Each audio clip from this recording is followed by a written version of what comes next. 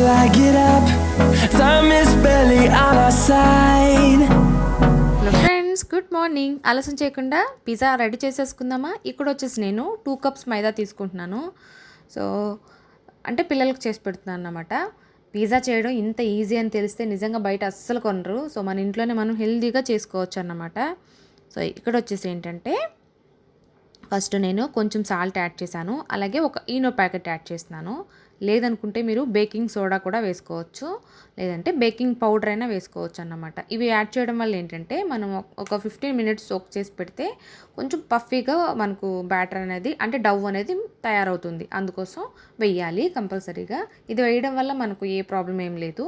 So east కంటే దీన్ని వేసుకోవడమే బెస్ట్ అన్నమాట నా ఉద్దేశం అయితే. సో దీన్ని ఒకసారి మంచిగా కలిపేసుకొని డవ్ ప్రిపేర్ చేసేసుకుందాం. తర్వాత వచ్చేసి దీన్ని కంపల్సరీగా ఒక 15 మినిట్స్ మనం సోక్ చేసి పెట్టుకున్నట్లయితే కొంచెం ఉబ్బుతుందన్నమాట. లేదనుకుంటే ఒక 30 మినిట్స్ అయినా టైం ఉంటే మనం సోక్ చేసి పెట్టుకోవచ్చు.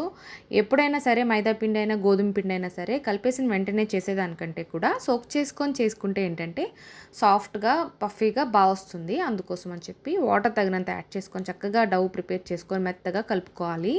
తర్వాత దీని మీద కొంచెం ఆయిల్ వేసి 15 మినిట్స్ మనం సోక్ చేసి పక్కన పెట్టేసుకోవాలి. ఈలోపు మనం వెజ్ పిజ్జా చేస్తున్నాం కాబట్టి నేనైతే ఇక్కడ ఆనియన్స్, అలాగే క్యాప్సికమ్, అలాగే టమాటా తీసుకుంటున్నాను. సో మీరు ఏవైనా తీసుకోవచ్చు, ఇవే తీసుకోవాలని ఏం లేదు. సో తర్వాత అయితే అంటే మీ ఇష్టం అన్నమాట. మీ ఇంట్లో ఇంకా మిగిలినవి ఏమైనా వెజిటేబుల్స్ ఉంటే కూడా తీసుకొని చేసుకోవచ్చు, ప్రాబ్లం ఏం లేదు. హెల్తీగా ఉంటుంది ఇంకా చెప్పాలంటే. సో నేనైతే ఇలా చేసేస్తున్నాను. మనం ముందు ఎప్పుడైనా సరే అండి మన ఇంట్లో పిజ్జా చేసుకుంటున్నప్పుడు మనం డవ్ మేకింగ్ అనేది చాలా ఇంపార్టెంట్. దాన్ని మాత్రం నీట్గా అంటే చాలా సాఫ్ట్గా మెత్తగా కలిపి పెట్టుకోవాలన్నమాట, గట్టిగా లేకుండా ఉండలు లేకుండా. ఓకే, తర్వాత ఇక్కడ నేను చాప్ చేసుకుంటున్నాను ఆనియన్స్, క్యాప్సికమ్, అలాగే టమాటా. తర్వాత వచ్చేసి ఇక్కడ నాకు చీజ్ ఉంది నేను కోసమే ఇది. సో దీన్ని నేను గ్రేట్ చేసి పెట్టుకుంటాను అన్నమాట. లేదనుకున్నా డైరెక్ట్గానే సరే గ్రేట్ చేసేసుకోవచ్చు. తర్వాత అన్నీ రెడీ చేసేసుకున్నాక నేను ఈరోజు ఓవెన్ రెసిపీ షేర్ చేయమన్నారు కదా, సో అందుకే ఓవెన్లో షేర్ చేస్తున్నాను. నేను అంటే బేకింగ్ దాంట్లోనే చేస్తున్నాను అన్నమాట. మాది వచ్చేసి ఏంటంటే IFB మైక్రోవేవ్ కన్వెక్షన్ అండి.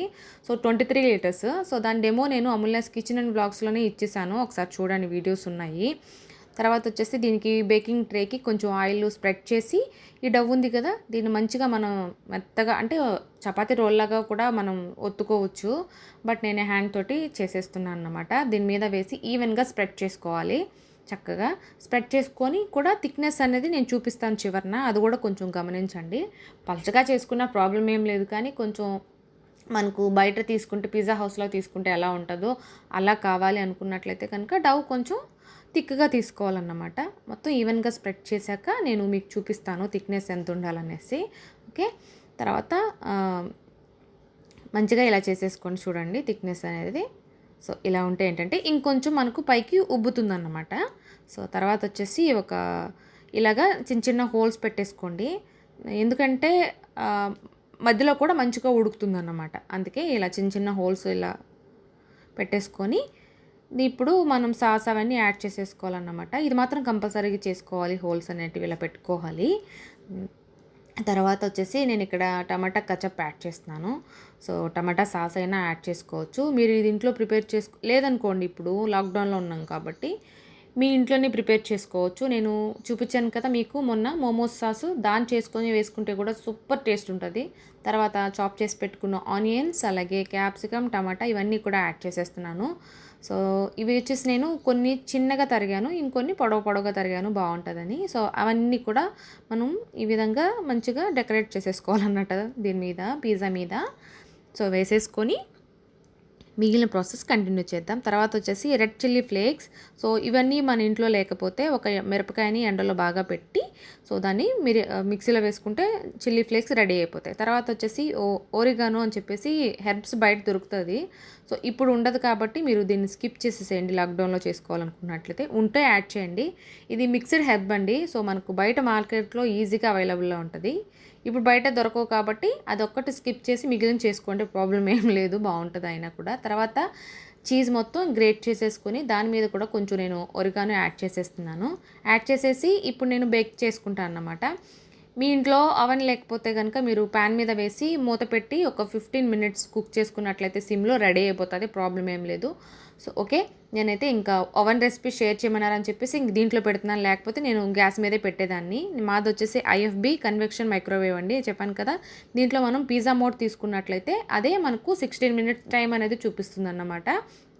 అప్పుడు 16 మినిట్స్ తర్వాత మనకు పిజ్జా రెడీ అయిపోతుంది తినేసేయడానికి. చూసారు కదా బేకింగ్ ఎలా అయిందో, చక్కగా మంచి గోల్డెన్ బ్రౌన్ కలర్ వచ్చేసింది కదా, పైకి కూడా ఉబ్బిందన్నమాట. సో ఇలా అయితే మనకు 16 మినిట్స్ తర్వాత పిజ్జా రెడీ అన్నమాట. ఇంకా మనం హ్యాపీగా సర్వ్ చేసుకొని తినేసేయచ్చు. ఇంత ఈజీ పిజ్జా చేసుకోవడం అని తెలిస్తే ఖచ్చితంగా ఎవరైనా కొంటామా బయట. మనం చికెన్ కూడా చేసుకోవచ్చు చిన్న చిన్న పీసెస్గా చేసి. సో నేను మళ్ళీ మీకు నెక్స్ట్ వీడియోలో మీకు చూపిస్తాను అది. సో ఈ పిజ్జా, వెజ్ పిజ్జా నచ్చింది అనుకున్న వాళ్ళందరూ నాకు కామెంట్ సెక్షన్లో కామెంట్ చేసేయండి. అలాగే మీకు ఇంకా ఏమైనా ఓవెన్ రెసిపీస్ ఉంటే కనుక రిక్వెస్ట్ అనేటివి నాకు కామెంట్ సెక్షన్లో షేర్ చేయండి, నేను అవి చేయడానికి కూడా మ్యాక్సిమం ట్రై చేస్తాను. అలాగే ఫస్ట్ టైం ఎవరైనా నా ఛానల్ చూస్తున్నట్లయితే సబ్స్క్రైబ్ చేసుకొని పక్కనే బెల్ ఉంది కదా, దాన్ని కూడా ఒకసారి యాక్టివ్ చేసుకోండి. మరో వీడియోతో మళ్ళీ కలుస్తాను, అప్పటి వరకు బాయ్ బాయ్. అలాగే వ్లాగింగ్ కోసం అమూల్య హరి తెలుగు వ్లాగ్స్ని ఫాలో అవ్వడం మాత్రం మర్చిపోకండి.